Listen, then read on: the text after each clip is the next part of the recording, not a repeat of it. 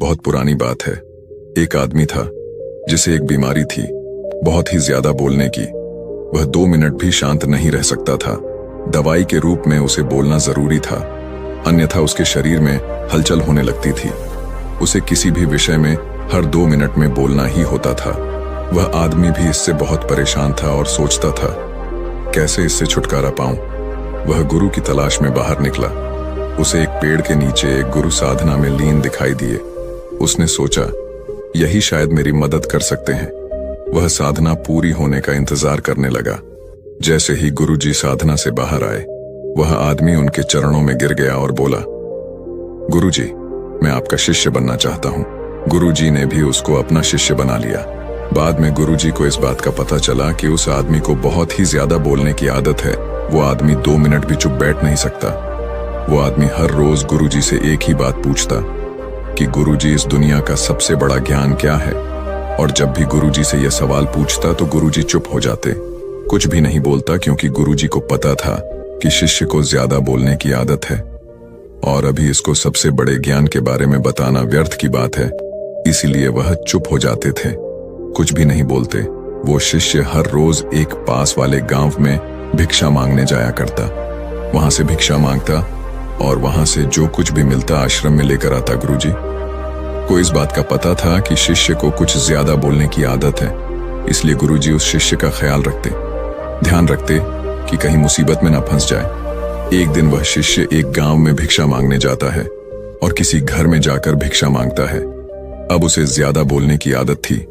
वो 2 मिनट भी चुप नहीं बैठ सकता था, इसलिए उसने उस घर में नजर घुमाई तो उसकी नजर एक भैंस पर पड़ी। भैंस शरीर में बहुत मोटी थी और उसके घर का दरवाजा बहुत छोटा था। तभी उस शिष्य ने उस घर के मालिक से कहा, भाई साहब, आपकी भैंस तो बहुत मोटी है और आपके घर का दरवाजा बहुत छोटा है। यदि यह भैंस मर जाए तो इस दरवाजे से इस भैंस को बाहर कैसे निकालोगे आप? जैसे ही यह बात उस आदमी ने सुनी, वह डंडा लेकर शिष्य के पीछे पड़ा, उसे मारने के लिए। लेकिन शिष्य वहां से भाग खड़ा हुआ। अब भला कोई आदमी अपने ही घर के नुकसान के बारे में कैसे सुनेगा, वो भी एक भिक्षुक के मुख से। वह शिष्य वहां से भागते हुए एक दूसरे घर में जाता है और वहां पे जाके वह भिक्षा मांगता है और वहां भी उस घर में वह नजर घुमाता है कि किस विषय के बारे में इस घर के मालिक से बात करूं। तभी सामने एक औरत बैठी थी। उस औरत से वह कहता है, देवी, आपने हाथों में इतनी खूबसूरत चूड़ियां पहन रखी है। यदि आपके पतिदेव मर जाए तो आप इस चूड़ियों का क्या करोगी?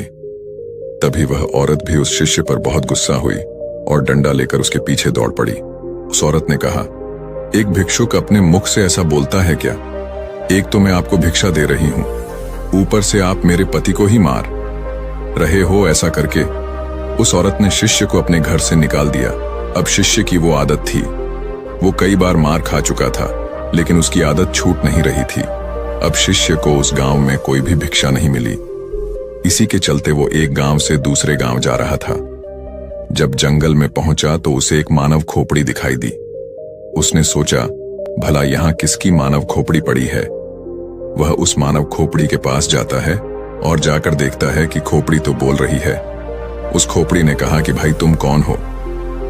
तभी वो शिष्य थोड़ा सा डरा और बाद में बोला, मैं तो एक भिक्षुक हूं, भिक्षा मांगता हूं, लेकिन तुम कौन हो और यहां क्या कर रहे हो? तभी उस खोपड़ी ने कहा, मैं एक शिकारी हूं और ज्यादा बोलने के कारण मैं यहां पहुंच गया। तभी शिष्य ने सोचा कि भला खोपड़ी कैसे बोल सकती है? ये तो सिर्फ एक हड्डियों का ढांचा है, ये कैसे बोल सकता है? और ये बात यदि मैं राजा को बताऊंगा तो राजा जरूर मुझे इनाम देगा। इसी के चलते वह शिष्य दौड़ता दौड़ता राजा के दरबार में पहुंचा और राजा को जाकर अपनी सारी बात बताई। राजा को पहले तो लगा इसने मदिरा पी रखा है और इनाम के चक्कर में इतनी बकबक कर रहा है। बाद में जब शिष्य अपनी बात पर अड़ा रहा तो राजा ने कहा, ठीक है, यदि तेरी बात सच निकली तो तुझे इनाम दिया जाएगा, अन्यथा तुझे फांसी लगवा देंगे। शिष्य ने कहा, महाराज, मैं भला झूठ क्यों बोलूंगा?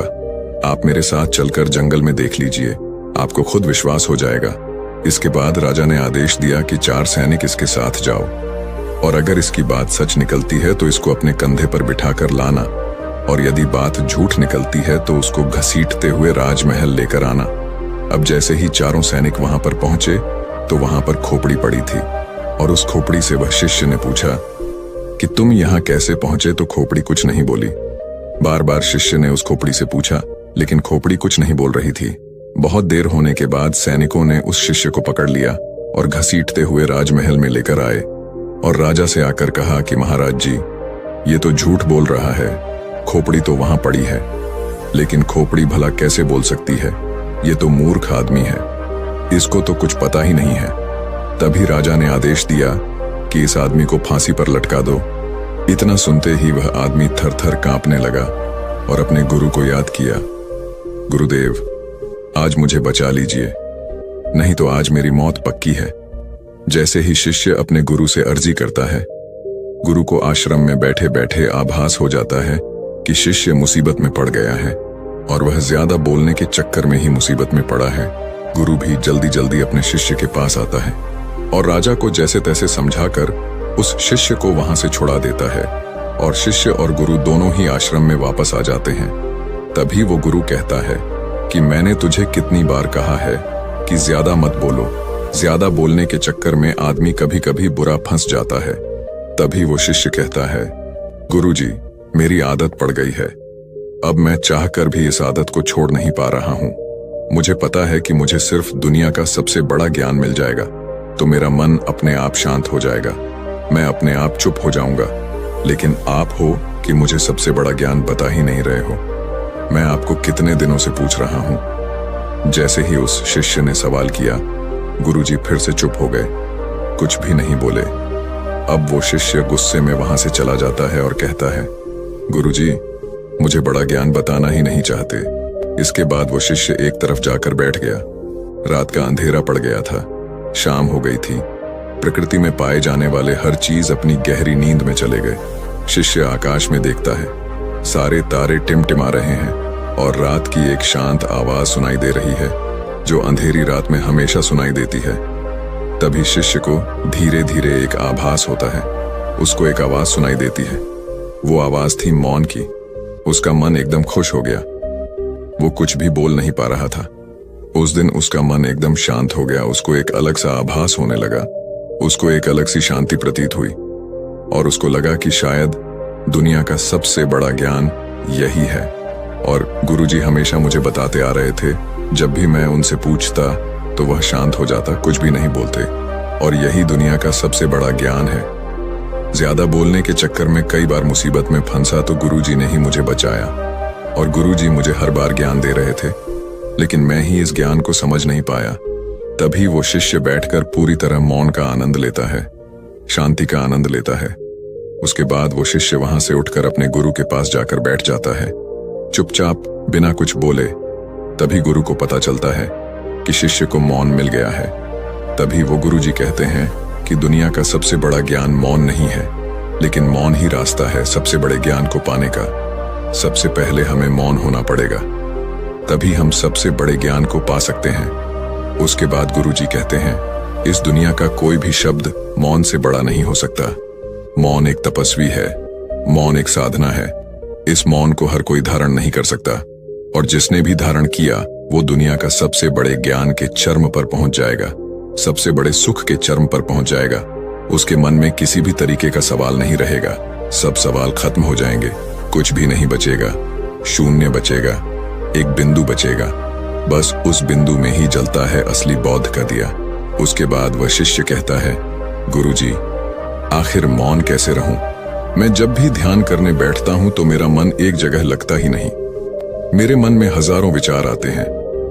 मैं जितना मौन होने की कोशिश करता हूं, इतना ही मेरे मन में ज्यादा विचार आते हैं। ऐसे में मैं क्या करूं?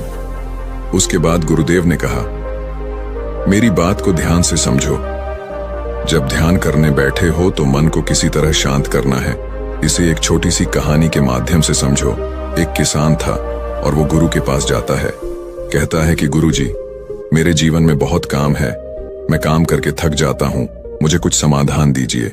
उसके बाद वह गुरुजी उस किसान को एक जिन्न देता है और कहता है कि इस जिन्न को अपने घर ले जाओ, इसे जो भी बोलोगे वो सब काम ये जिन्न कर देगा। लेकिन हाँ, एक बात का ध्यान रखना, इसको खाली मत रखना। यदि इसको खाली बिठा दोगे तो यह तुम्हें खा जाएगा। किसान ने कहा, गुरुजी, खाली बैठने का तो काम ही नहीं है। मेरे पास तो इतना काम है कि यह पूरी जिंदगी व्यस्त रहेगा। इसके बाद वह किसान उस जिन को लेकर अपने घर चला जाता है। लेकिन वह जिन था, हर काम को बड़ी जल्दी कर देता था। उसने तुरंत किसान का काम कर दिया। जब खाली हुआ तो किसान ने अड़ोसी पड़ोसियों के काम करवाए। फिर भी लेकिन वह जल्दी से काम को खत्म कर देता और काम खत्म करके वापस किसान को बोलता कि मुझे जल्दी काम दो, नहीं तो मैं तुम्हें खा जाऊंगा। अब किसान इस चीज से परेशान होने लगा। वो वापस उस जिन को गुरुजी के पास लेकर गया और कहा, गुरुजी, अब इसका समाधान दीजिए। ये तो बड़ा जल्दी काम को कर देता है और मुझे खाने के लिए कहता है। तभी वो गुरुजी उस जिन को और किसान को लेकर उस खेत में जाते हैं और उस जिन को कहता है कि एक बांस का डंडा लेकर आओ। वो जिन एक बांस का डंडा लाता है और गुरुजी उसको खेत में रोप देते हैं। उस डंडे को रोपकर उसके बाद गुरुजी उस जिन को कहते हैं, जब भी तुम्हें यह किसान कोई काम के लिए बोले और काम खत्म हो जाए तो इस डंडे पर चढ़ना और उतरना। तुम्हारे पास जब काम ना हो तो यह काम करते रहना। ये सुनते ही किसान बहुत खुश हो गया, क्योंकि उसको समाधान मिल गया था। अब अगर जिनके पास काम नहीं रहेगा तो वो डंडे पे उतरता चढ़ता रहेगा। अब वो किसान को परेशान नहीं करेगा। हमें ध्यान के समय में अपने मन को सांस के साथ बांध देना है। जैसे सांस बाहर जाती है तो उसके साथ मन को बाहर, और जैसे ही सांस अंदर जाती है तो मन को अपने अंदर। धीरे धीरे इसका अभ्यास करते जाओ। धीरे धीरे आपका मन शांत हो जाएगा। ऐसा नहीं है कि सिर्फ तुम ध्यान के समय ही ऐसा करो। जब भी तुम कुछ काम करते रहो, कहीं जा रहे हो, किसी से बात कर रहे हो, उस समय मौन रहकर अपनी सांस पर ध्यान दो। अपने मन के अंदर की आवाज को सुनो, सांस की आवाज को सुनो और उसी के साथ अपने मन को जोड़ दो। धीरे धीरे आपका मन पूरी तरह शांत हो जाएगा। जब भी कभी बोलना पड़े, किसी को जवाब देना पड़े, पहले याद कर लो कि क्या बोलना है। उसके बाद कम से कम 5 सेकंड रुक जाओ, उसके बाद ही अगले को जवाब दो।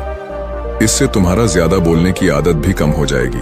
और जब तुम्हारे पास बोलने के लिए 2 ही बातें हो, उनमें से एक ही बात बोलो। और जब तुम्हारे पास बोलने के लिए 3 बातें हो तो उसमें से 2 ही बातें बोलो। धीरे धीरे ज्यादा बोलने की आदत चली जाएगी, क्योंकि हमारे मन को शांत करने से पहले चुप तो रहना ही होगा। जुबान को बंद करना ही पड़ेगा।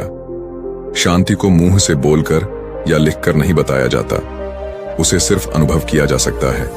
और जब तुम मौन होकर अपने ध्यान में उसको अनुभव करोगे, तभी उसकी तुम्हें सही असलियत का पता चलेगा। अब उस शिष्य को मौन का महत्व पता चल चुका था। उसे दुनिया के सबसे बड़े सुख का अनुभव हो चुका था। उसे असली शांति का अनुभव हुआ। हमें भी अपनी जिंदगी में मौन होकर उसका लाभ उठाना चाहिए। इस मौन के अंदर जो शांति है, उसका वास्तव में कोई अद्भुत अनुभव होगा, क्योंकि इतने बड़े बड़े संतों ने, भगवान बुद्ध ने इसको सबसे सर्वोपरि बताया है, सबसे बड़ा सुख बताया है और ज्ञान का पहला मार्ग बताया है। तो हमें भी अपने जीवन में मौन होकर अपने मन को शांत करके इसका अनुभव जरूर करना चाहिए। तो दोस्तों, उम्मीद है इस वीडियो से आपको काफी कुछ सीखने को मिला होगा। और अगर कुछ सीखने को मिला हो तो हमारे इस वीडियो को लाइक, शेयर और बुद्धा स्टोरियन चैनल को सब्सक्राइब जरूर कर लीजिएगा। और साथ ही कमेंट में नमो बुद्धाय जरूर लिखिएगा। धन्यवाद।